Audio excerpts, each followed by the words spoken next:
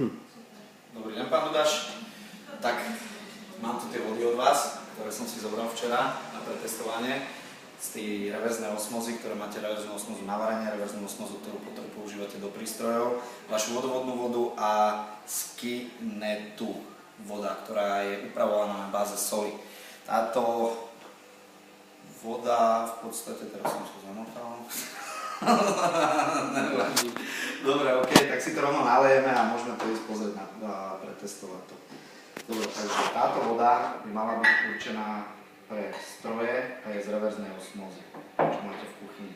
Táto voda je určená na varenie, je takisto z reverznej osmozy z vašej kuchyne. Vodovod z toho zadného domčeku, ktorý sme našli teraz ináč, je vidno aj nejaké stopy, že tá voda je žltá, čiže určite bude obsahovať nejaké látky, ktoré nebudú vhodné na pitie. Každopádne túto vodu vie upraviť aj Kangen prístroj, takže žiadny strach. No a nakoniec tu máme tú vodu z toho Kinectu od firmy Aquatrade, ktorá upravuje vodu na báze solí.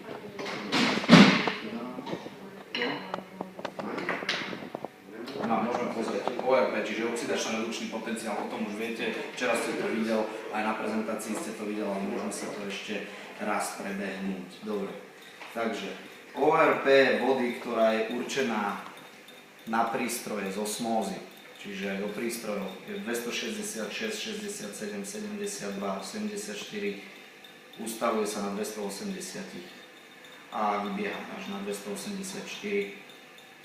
Čiže je vysoko oxidujúca. Je vyššie oxidujúca ako bežná vodovodná voda, ktorá je v Bratislave. Osmóza na varenie 290. Vysoké ORP.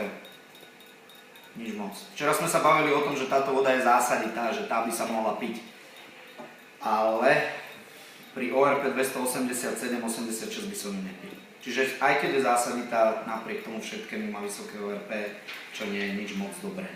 Vodovodná voda nám vybehla na 264, 60, 58, 57, čiže má 250. Každopádne je to to isté. Ale ešte lepšie. Ale je lepšia jak tá z tej osmozy, presne. A Kinect, prístroj, ktorý vám upravuje vašu vodu, má oxidačno-redukčný potenciál na 237. Čiže tiež. Ale zo všetkých najlepšie. Ale je zo všetkých najlepšie, presne tak. Ale má vysokú oxidáciu. Naopak, Kangen voda, ktorú som si sem prichystal, 9,5, minus 460. Piteľná voda. Teda voda určená na pitie z Kangen prístroje. Takže tak. Čo sa týka ORPčka, ani jedna z tých vod, ktoré ste mi vy včera dal, nie je dobrá na pitie. Takže to by sme mali, môžeme vyskúšať aj pH. Podľa všetkého, jak sme to včera skúšali, tak pH vody, ktorá je určená do strojov z osmozy, je kyslá. To už vidím. pH vody, ktorá je určená na varenie, bola včera zásaditá, ale po odstáti nám začína kyslieť. Voda, ktorá je z vodovodu, je neutrálna. A voda z vašeho prístroja, ktorý je na báze soli, čiže ten Kinect, je takisto neutrálna. Voda Kangen, ale to už aj viete, je zásaditá.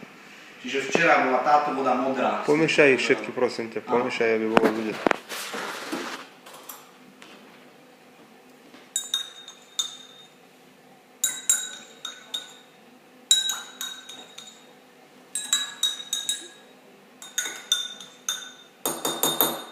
Dobre, tak sa na to pozrime. Voda, ktorá je určená na mašiny, teda do prístrojov, na čistenie a v podstate prácu so strojmi, z osmozy je kyslá. Taká istá kyslá, ako bola aj včera. Jediný veľký rozdiel, ktorý nastal, je vo vode, ktorá je určená na varenie, ktorá z zásaditosti prešla až do neutrálnosti. Čiže bola niekde tuna a teraz už je tuna. Koľko hodín? Možno 12 hodín po načapovaní. Voda, ktorá je z vodovodu, je neutrálna, ale napriek tomu mala nejaké prvky a mala farbu. Bola asi zrejme z trubiek alebo z vodovodného potrubia bola tam hrdza. alebo v podstate mala zafarbenie. Voda z vášho prístroja, v jednej zásade. Ešte trochu viac, ešte doprava. Či doľava? Tam. Mierne Trochu zásade. lepšie, no. Trošku lepšie na tom. Čo sa týka pH, nie je zlá. Čo sa týka pH, nie je zlá. No a Kangen voda, to viete. Už sme si to včera ukazovali. Aj keď ste boli u nás na prezentácii. Dobre. Takže asi len toľko. A čo sa týka neutralizácie, čo tiež poznáte, môžeme sa na to pozrieť, že či dokážeme túto vodu zneutralizovať.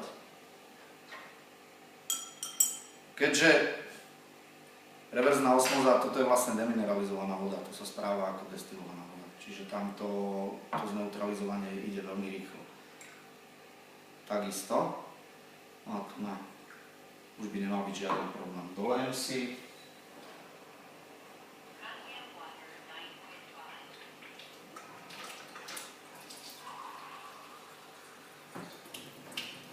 Ešte trošku. Ďalšej vody.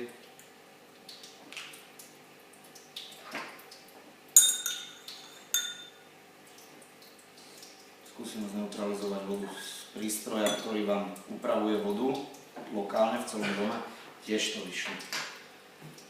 Takže v samotnej podstate tie vody, ktoré máte, nie sú vhodné na pitie, čo sa týka ORPčka. Čo sa týka tá voda z Kinectu je fajn, tá sa môže piť. Ale určite neobsahuje oxidáciu, antioxidanty, naopak oxidáciu, ale vysoké, skoro 250 z Kinectu. A ešte nemá tá štruktúra, čo sme sa bavili. Že nemá... A nemá samozrejme nepreštruktúrovanú. mikroštruktúru, na základe čoho vlastne tá voda nehydratuje tak dokonalo ako Kangen voda. Takže naša voda je v každom prípade tá lepšia alternatíva. No, myslím si, že je to všetko, čo sa týka toho testovania. Ďakujem Tomi za prezentáciu. Není zač, ďakujem aj za natáčanie.